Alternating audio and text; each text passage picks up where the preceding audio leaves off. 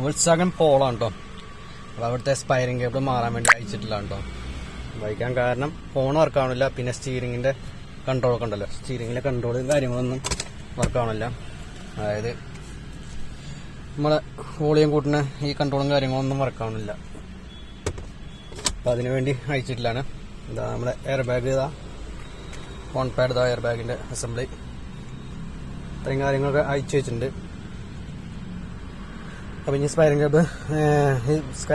Cable അയക്കണമെന്നുണ്ടെങ്കിൽ ഈ on pad അയക്കണം. On pad അയക്കണമെന്നുണ്ടെങ്കിൽ കുറച്ച് ചടങ്ങാണ്.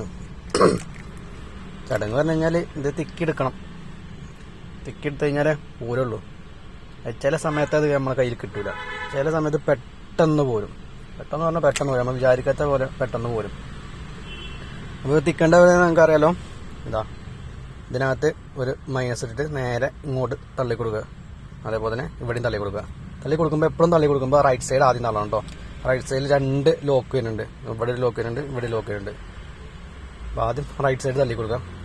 അപ്പോൾ തള്ളി കൊടുക്കാനുള്ളത് ഹോൾ എവിടെ വെച്ച് കഴിഞ്ഞാൽ സ്റ്റീറിംഗ് ഉണ്ടോ, സ്റ്റീറിങ്ങിൻ്റെ ഇവിടെ ഒരു ഹോൾ ഉണ്ടായിരിക്കും, അതേപോലെ തന്നെ ഇവിടെ ഒരു ഹോൾ ഉണ്ടായിരിക്കും. അതിങ്ങനെ തിരിച്ച് ഇത് ഈ ഭാഗത്ത് കൊണ്ടുവയ്ക്കുക. എന്നിട്ട് ഈ സാധനം പൊക്കി വെക്കണം കേട്ടോ. ഇത് പൊക്കി വെച്ചിട്ട് ഇവിടുന്ന് ഉള്ളിൽ നിന്ന് ഒരു മൈനസ് ഇതേപോലത്തെ